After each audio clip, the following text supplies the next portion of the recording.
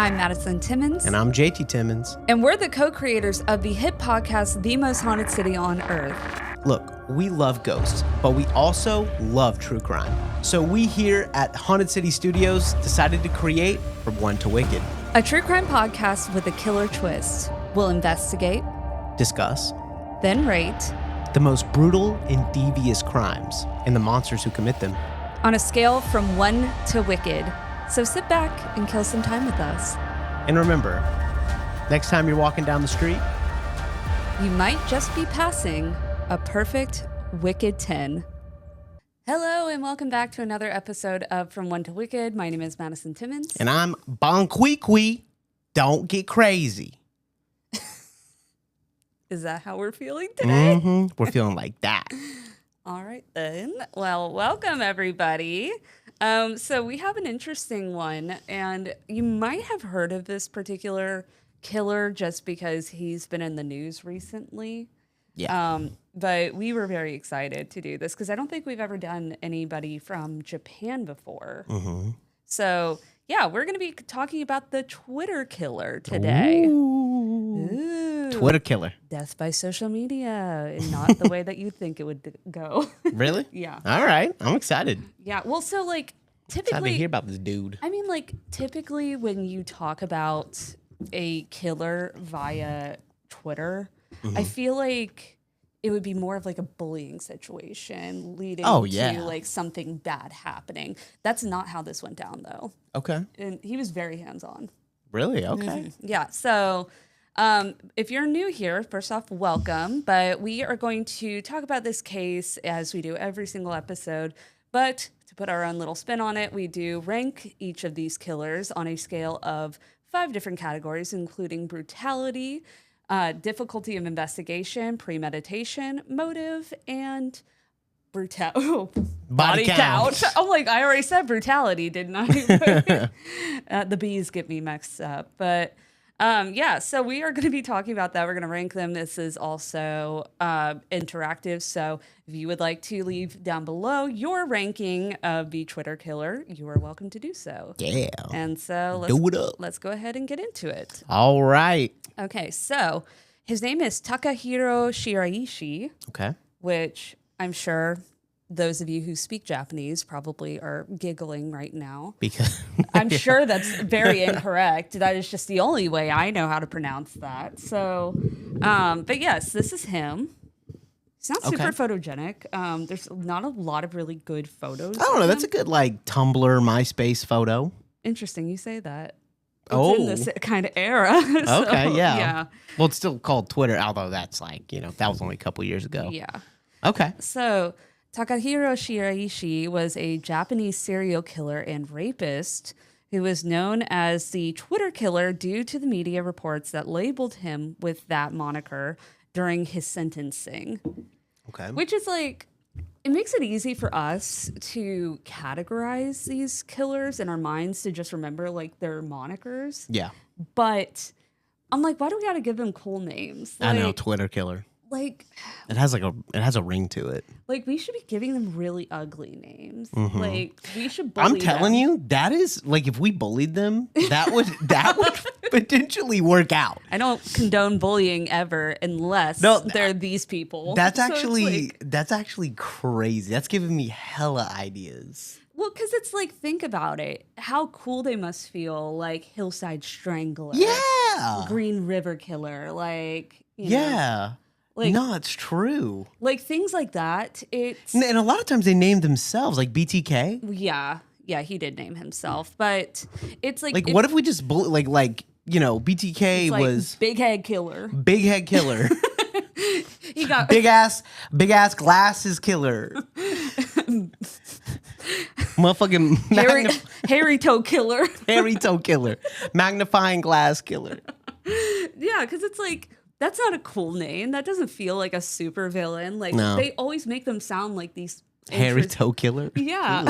Yeah, exactly. Dude. You don't want to be the hairy toe killer. Yeah, that's a really interesting way to think about combating like serial killers and just people that do horrendous stuff that earn names. Well, it's like, it's kind of in the same vein as that movement with mass killers or mass shooters specifically, Mm-hmm. who, not giving them the notoriety, which is most of the time what they want. Yeah, referring to them by their prison number Exactly. is a good way to do it. Yeah, so we can do that, but I like the idea of bullying these people. I think it's great. Yeah. I think it's really.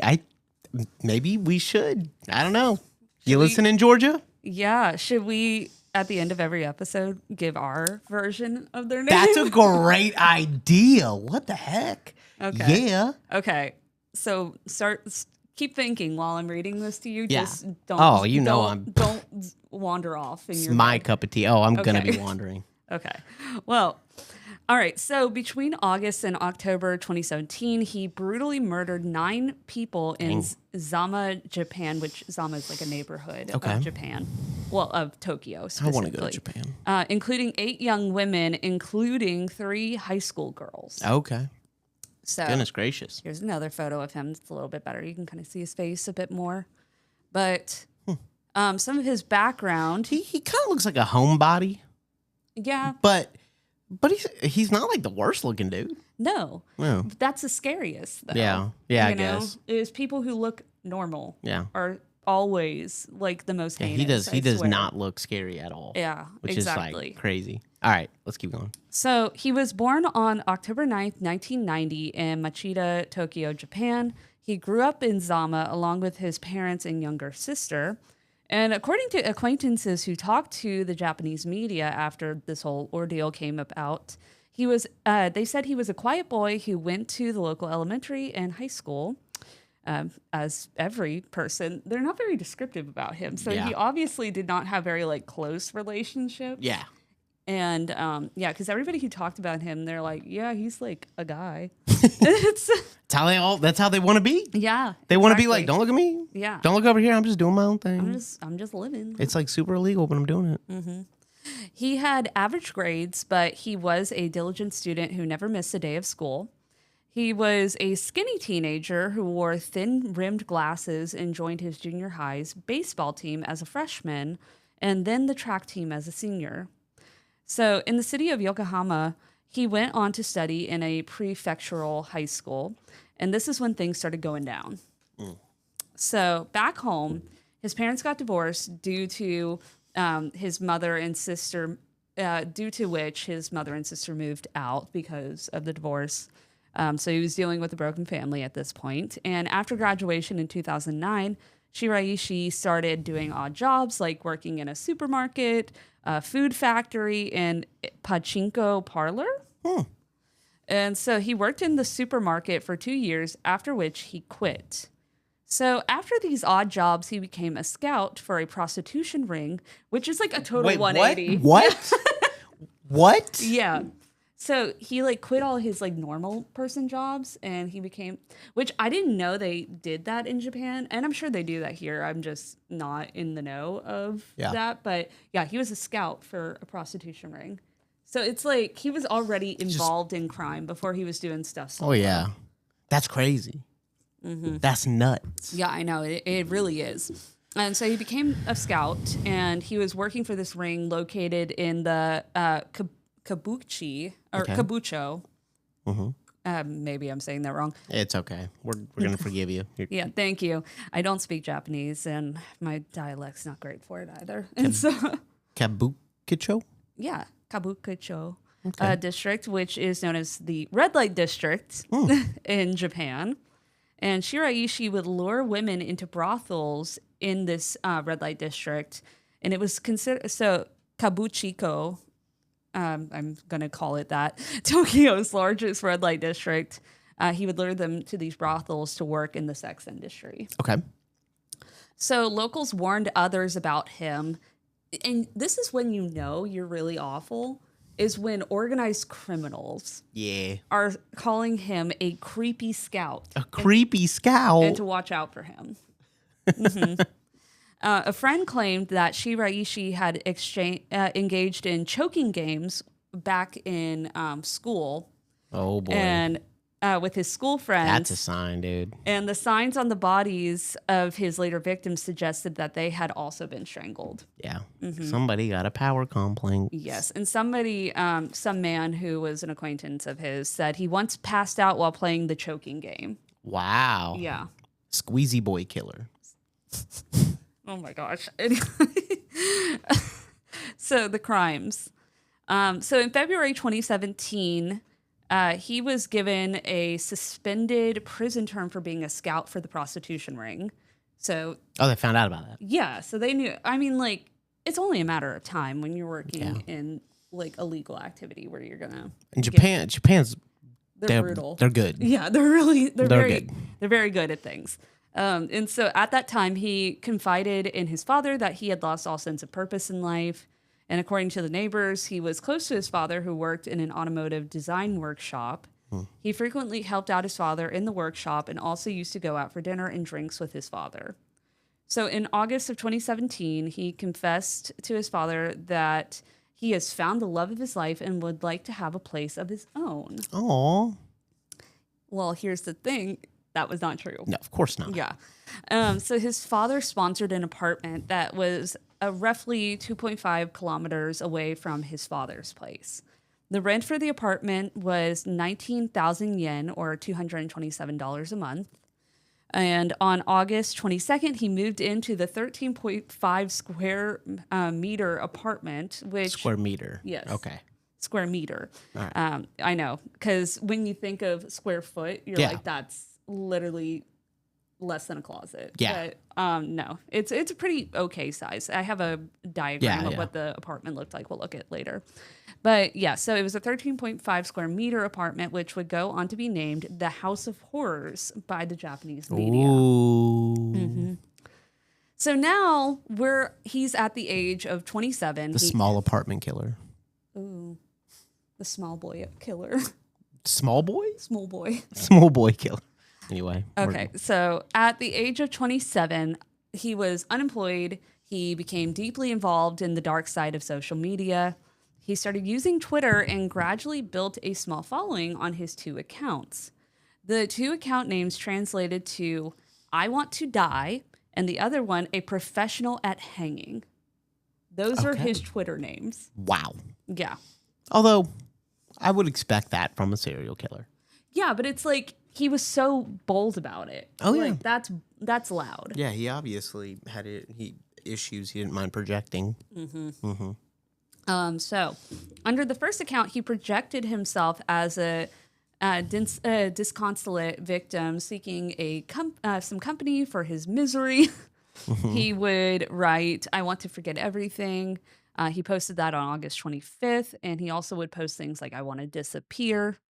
Under the second account, he projected himself as a person proficient at helping people die. And on that account, he would say things like, I want to spread my knowledge in hanging. I really want to become the source of strength for everyone who is in pain. He'd also write, if you're at a dead end, please consult me. Oh, Lord. Yeah. And this is what his Twitter account looked like. What the heck? Yeah. Okay. So on Twitter, Shiraishi would invite individuals struggling with suicidal thoughts to his apartment. He offered to assist them in ending their lives or witness their self-destructive actions. Stop. Yeah. He would. Yo, that's so dark. It's so dark. It's super dark, y'all. He would comb through Twitter for his victims using the hashtag suicide recruitment. Oh my gosh. Yeah. Preying on the vulnerable young girls who are intending on dying. And so he told them via direct messaging on Twitter, let's die together and won't you die with me? Goodness gracious. Like, he's fully romanticizing this to these girls. He Like, really is. Because I'm sure That's crazy. they're thinking like, oh, I get to die with a man who's like, I'm sure they think he's attractive and like things like that. And so it's just it's a weird tactic. And so to make sure the victims don't back out at the last minute, he would set up a meeting in a train station near the victim's home from where they would travel to Shiraishi's house. Whoa. Yeah. He was like not letting them get out of it. Get out of it. Yeah. And so before assaulting them, to make them relax, he would give them alcohol, tranquilizers, and sleeping pills. This is a new way of doing it. It's really... That is terrifying. It's truly terrifying. I would like... I wonder what those conversations looked like when they first met each other, like at the train station. What does that even look like? Right, exactly. Like, what an odd meeting, you know? Like, meeting someone knowing that in these girls' minds that they're going to die with this person. Oof. And it's like, you're just meeting them for the first time in a train station. Like, I don't even know how you go about that situation. Doesn't have a ton of serial killers like the America has, but the ones they do have are brutal. Are like diabolical, dude. Yeah. Whoa. And so these are the women that were the victims and the one male victim that he had. And we'll talk about that in a second. But these are all of them. Oh.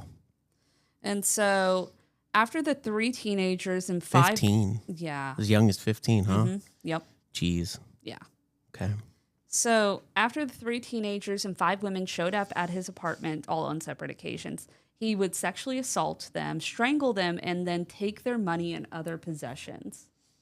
And the 9 victims, as reported by Japanese public broadcaster NHK and TV Asahi, were between the ages of 15 and 26 and lived in Tokyo, Fukushima, Gunma, Saitama,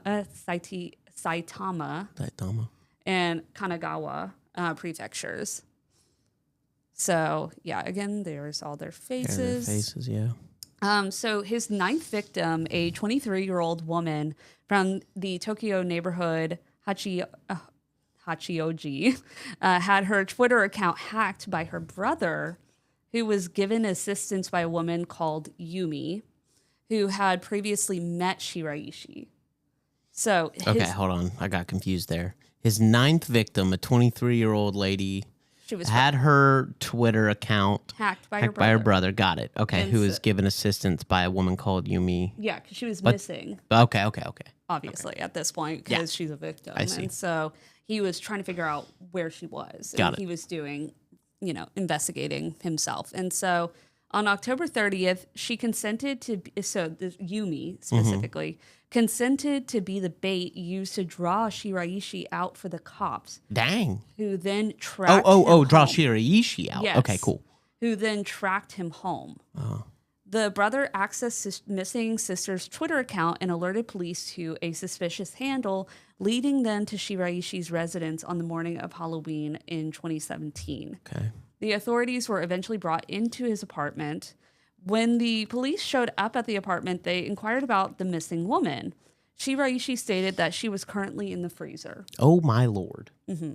He was so He bold. knew. He knew it was just like, it's up. Exactly. Good Lord. And so in the apartment, police discovered 9 deceased bodies, all of which had been dismembered. Police discovered heads, legs, and limbs from his victims in 3 cooler boxes and 5 huge storage crates. Oh, my guys, like Dahmer. Mm-hmm. He's got that thing going on. And the coolers have been filled with cat litter to mask the odor. Smart. And this is the layout of his apartment. Jeez. And then that's teeny. This is the actual apartment. Wow. Yeah. Wow. And this is where all the boxes were. Okay. So. Goodness gracious. So neighbors validated the incidents by reporting that the residents emitted awful rotting body odors. Yeah. Which is how it always goes, Cat litter works only to a certain degree. Exactly. Shiraishi had thrown away parts of the victims in his trash bin, which had been disposed of in the recycled garbage. 8 women and 1 man were among the 9 victims. All of them were between the ages of 15 and 26. He admitted to killing 1 victim in August, 4 in September, and 4 in October. He killed the victims on the same day he met them. Okay. Makes sense. So Shiraishi would go on to tell police, "It was difficult at first. It took me 3 days to get rid of the first body. But after that, I could deal with them within 1 day." Dang. Yeah. And he claimed that he was motivated by sex and money. Like, he was very blunt. I mean, he is 100% so blunt. Like, this is crazy. He's like full-blown psychopath. Yeah. Like, he's like, yeah. I've got it, y'all. Yeah. He's the cat litter killer. Oh, God. He's the cat litter killer, yo. Honestly. That's it. Yeah. That is so uncool. It's pretty uncool. That's so like bitchy. Yeah. Like I love that. Yeah, honestly, he's used cat litter. No. I know. It's Cat not as litter good. killer. Yeah. He's the cat litter killer. I like it. No, that's good. That's a really man. good one. And so, yeah, he claimed that he was motivated by sex and money. He is suspected of choking his victims, whom he did not know their real identities or ages until they passed out, then sexually assaulted several of them. 2 kitchen knives, scissors, a saw, tying rope, and a gimlet, all with bloodstains on them, were discovered by police in his apartment. One of the neighbors commented on how odd it was that his restroom exhaust fan was always on. 2 of the bodies displayed evidence of strangulation. One had shattered neck bones, and another had choking-related hemorrhaging streaks, according to the Mainichi Shimbun. The police investigation confirmed the missing woman had been walking with Shiraishi on October 23rd, 2017. Shiraishi confessed to killing and dismembering the 9 people. He also claimed that the lone male victim was the boyfriend of one of the missing women.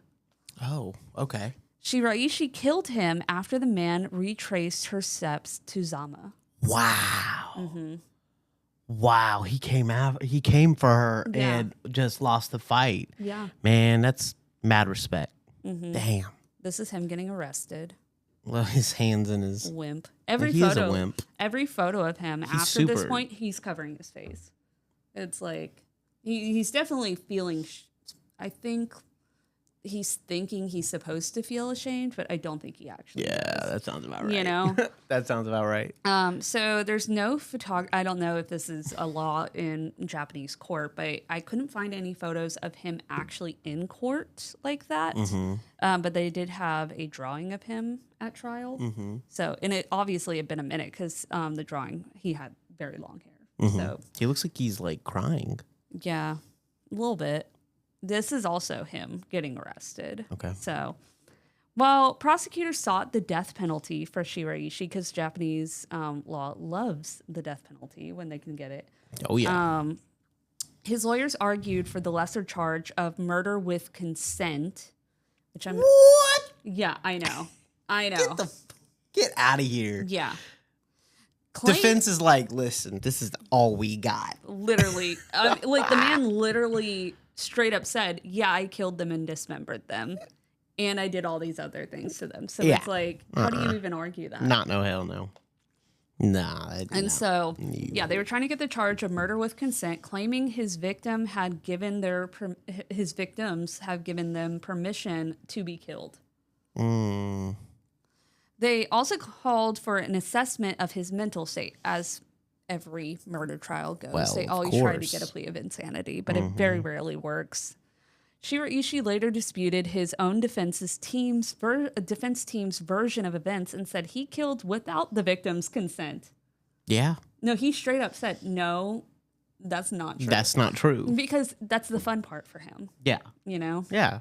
And I think in his mind, he's like, I'm going to go to jail anyways, or I'm going to get and he's drugging them and giving them alcohol and all that. There's no defense there. There's no defense. And he's fully aware of that. You can't consent when you're just absolutely just like wasted or drugged. And I think, too, for him, that's a part of the point. He's like, I want to be known for doing these things. Yeah. You know? Yeah. He's like, I don't want you to sugarcoat it. Mm-hmm. Almost. Hundreds of people showed up at his verdict hearing in December of 2020, and he was found guilty in December 2020 of murdering, raping, robbing, and dismembering the 9 victims and storing their bodies in his apartment. He was sentenced to death. So, Shiraishi's lawyer appealed the ruling to the Tokyo High Court, but he later withdrew the appeal and the sentence was finalized, NHK reported. This case, driven by selfish motives such as sexual and financial gratification, resulted in the deaths of 9 individuals over 2 months. A deeply serious... That's a lot in a short amount of time. Yeah, like he went on a spree. Yeah. He's almost like barely a serial killer because there was so little time in between. Yeah. But a deeply serious incident that has caused shock and anxiety across society. I understand it is especially heartbreaking case for both the victims and their families. Justice Minister Kaisuke Suzuki, told reporters. The murders also prompted a change by Twitter, which amended its rules to state users should not promote or encourage suicide or self-harm. Yeah. Which I'm like, why did you not have that before Twitter? Like, that's like a duh. Yeah, thing, it is in my like it is like opinion, a duh. You know? No, it's true. In Japan, the death penalty is only delivered by hanging, with execution dates not made public until the penalty is carried out even to the defendant. That's brutal. That is so... They are so Yo. gnarly for that, to be like, you're not going to know when you're going to die, just like your You victims. wake up every single day I think not knowing if they're going to come I think get it's like you. an eye for an eye sort of deal, Oh, yeah, dude. You know? That's... Japan knows what's up. It's crazy. That's crazy. Executions are shrouded in secrecy with little to no warning, and families and lawyers are usually notified only after the execution has taken place. I'm into it. And the death sentence was finalized following a thorough trial process. After careful and deliberate consideration of all factors, I issued the execution order, Justice Minister Suzuki said. Suzuki said he signed the death penalty order on June 23rd. So that was very recently. Yeah. This was the first execution since July of 2022 in the whole country of Japan, and the first under Suzuki. That was quick. So he was arrested in 2017 and killed in 2025. Yeah. So he's had 7 to 8 years. Well, That's it. I think what it is That's too quick. is think about the scale of the amount of people on death row in the U.S. versus the amount in Japan. They have, Yeah. No, I know, but there's a little less. I know. But my point is that we execute people who, committed crimes in their 20s and 30s, and, we give them the electric chair and they just turn to dust. Well, I mean, because they're so old. Yeah, I guess so. It's just, I think that's pretty much why. Though. Because think about it, like, this is a whole judge, and this is the first time he's ever signed a death warrant. And so, yeah.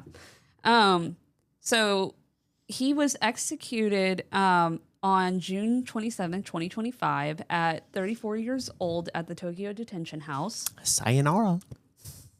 Following news of the execution, the father of one of Shiraishi's victims told NHK that he'd rather have seen him spend his life reflecting on the crimes he committed than simply losing it through death penalty. No disrespect to him, obviously, the father, but he isn't going to reflect on anything.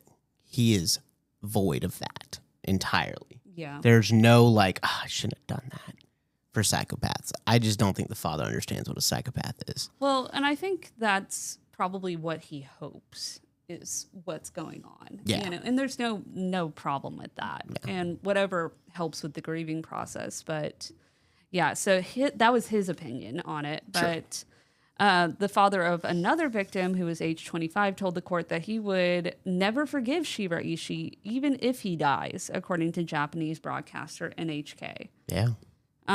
Even now, when I see a woman of my daughter's age, I mistake her for my daughter. This pain will never go away. Give her back to me, he had said.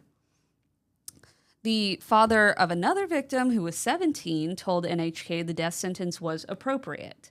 So it was a very mixed bag of the family members' reactions. I think it was appropriate. I feel like I want to get revenge, but bereaved families can't do anything. I don't know how to vent my anger, he said. The brother of a 25-year-old victim said his heart died when he heard Shiraishi's testimony.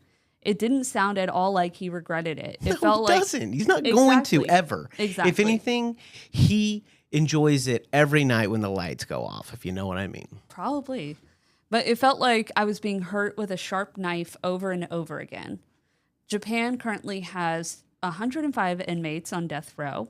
Japan and the U.S. are the only two countries in the group of 7 leading industrialized nations that retain capital punishment. So, yeah, there you go. So that is the cat litter killer. Cat litter. That's good, man. Or otherwise known as the Twitter killer. That's good. It's a... it is like imagine being known forever as the cat litter killer. That sucks. That sucks. Yeah. All right. So while you're doing your thing, I'm gonna do my thing. All right. Here we go. Ratings. Brutality. I'm giving him an 8. It was extremely creative and inventive, all in the worst ways. How he does it. Finding those people in their weaknesses, in the weakest point of their life, and taking advantage of that. I think that's super brutal in itself. Not to bring him up again, but BTK, he would exploit a house because he knew how to get in through the alarm systems and all that, because he practiced. This dude is using his own version of of getting in, of expertise to get in. And I just think that's super brutal. Strangling, obviously, tons of serial killers do it. It's a brutal process, crushing the trachea and all of that stuff. But I think that he deserves a solid 8 for that. I agree. Premeditation, I think he deserves a 9 for that. I think that his crimes are extremely premeditated. He is luring these people. He's like a professional lurer. He lured, women, right? The prostitution ring. Yep. And now he's doing it again. The 1 point off? Huh? What took the 1 point off? Well, when I think of premeditation, I think of, the person I'm going to give a premeditation 10 to are the people that stalk and they prep and they have a location that's ready to go, that is not your house or is not, like it's somewhere else. It's kind of Dexter. Well, Dexter would get a premeditation. So in my mind. Let me counter you, because I did give him a 10 for Okay. premeditation. I think he did all of those things in what was accessible to him, because he did stalk these women on Twitter. He specifically would go through a hashtag to find these women. Then he would prep by having conversations with these women to convince them to meet him. He then would every single time meet them at a train station by their home so that they can't leave or feel comfortable with not showing up.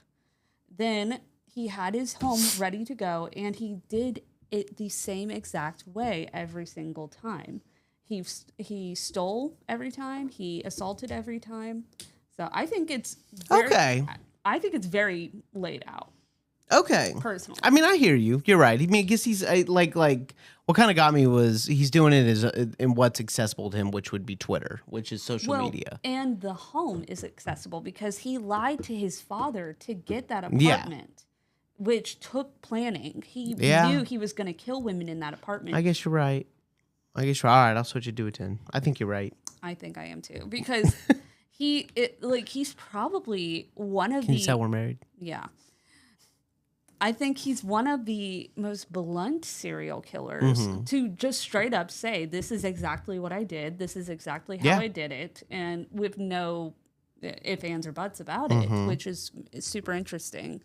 All right. So I switched it to a 10 because you convinced me. The motive, I'm giving him a 9 because the motive is clear. It's power. It's, this is super fun to him. Plus he gets money and he gets to do all the sexual things that he wants to do. It's just all types of messed up. 6 for the difficulty of investigation. I think just like Dahmer, it's really hard to contain that smell. I think the cat litter was smart. But that's just not, not disposing quick enough is not going to make this investigation very hard. Right. And then body count, I'm giving him an 8 because, and that's pretty high for body count for killing 9 people, because he did it all in 2 months. I agree. I think the span of time should matter for the body count. And he's still a serial killer. It's not like a spree killer where he just goes in and shoots people. Right. Like this is taking a ton of planning within 2 months to kill 9 people. That's borderline unheard of in serial killer land. But anyway. No, I completely agree with you. So for brutality, I also gave him an 8 for the exact same reasons. I mean, it's very brutal. You know, he like checked off all the boxes of some of the most brutal things you can do to a person, strangling someone to death, because you have to look them in the eye to do But that. they're gone. I think they're wasted by that point. I guess, but it's still a very personal way to kill someone. Yeah, of course, of course. And then also dismembering people is a very disturbing aspect of it, very brutal. I think also assaulting people is a really brutal thing you can do to someone. So I think 8 is very appropriate. Premeditation, y'all heard my thoughts on that. Motive, I gave him a 10 as well because he straight up said what his motive was. He said, I was motivated by sex and money. Yeah. And I'm like, okay, so you obviously had a very clear motive. You said exactly why you did it. Yeah. And so I think that's a 10. Because it's like a lot of times when I give people lower motives, it's because it's very, I guess, misty. Yeah, yeah. You know, no, where I know it's exactly what like- you mean. And he like straight up said, this was my motive. Yeah. Like Yeah. he straight up told detectives, this is why I did it. And I have no regrets about it. No regrets. And so, difficulty of investigation, I gave him a 5 because, I mean, if you're able to be tracked by 2 people via Twitter, because the boyfriend did it the first time, unfortunately, it did not work out for him. And then the brother did the exact same thing. The only reason why it worked for him is because he had already gotten law enforcement involved and had someone who knew him involved. And so it's like, if you can be tracked by 2 different people, that's sloppy. And then also, yeah, the body smell. I mean, it's like you can watch any documentary on Dahmer or any other serial killer that has dismembered people and kept the bodies and seen exactly how that goes down. Yeah, that's true. It's like nobody's ever going to get rid of that smell. And it's so distinct that it's not like your neighbors are not going to notice that. And so, yeah, and the body count, I gave him a 7 because I think 9 in a short span of time, I agree, is very, very intense, especially being on a serial killer level and not a spree killer. I think you're right on that. Yeah. But I like to reserve my super high numbers for some of the killers out there that are like in the 100s and stuff. That's true. But I think 7's appropriate for somebody who killed quite a few people. But yeah, so that is the cat litter killer, Cat litter killer. as we're gonna call him now. That's it. That's so good. Yeah. Have to do. And if y'all have anything better than cat litter killer, we're all ears. You should comment that bad boy down below because I'm interested. Whether it's you can do Spotify comments or YouTube comments. Yes. But yes. So thank y'all so much for listening to today's episode. I hope you enjoyed. And if you have your score, you can, like JT said, leave it down below on Spotify or YouTube, whatever you have access to. We'll add it into the final ranking. And if you have somebody else that you would like to have us cover, you're more than welcome to send a suggestion in as well. But with that, my name is Madison Timmons. And I'm JT And Timmons. stay spooky, y'all. Wait, hold on. We didn't tally it up. Oh shoot! Damn. And it's also not stay spooky, y'all. Yeah, I'm sorry. We're about to film our haunted podcast. We got a lot going on. We have a lot going on. All right, It's a hold on one Monday. second. Entertain them with a song. A song. Ooh. Yeah. Okay. So while we're We're professional. listen, it's Monday. It's been a very active day. So JT is going to calculate up our numbers. I think he's going to rank fairly high because we have some pretty high numbers in this ranking. Because usually when people rank lower than you expect, it's because they get like a 4 in difficulty investigation or like a 3 in motive. 8.1. 8.1. Okay. That's He's an pretty 8.1. solid. I think it's very solid, to be honest. I think he's absolutely an 8.1. Yeah, absolutely. Okay. So I think 8.1 is a great. I'm sorry, it's 8. 8. It's 8. He got the 1 Yeah. taken off. Okay. Yeah. So yeah, he got an 8. I think that's super appropriate. And like we said, we'll add in your scores as well. But now, just remember, When you're walking down the street, you might just be passing a perfect 10. That's the correct outro.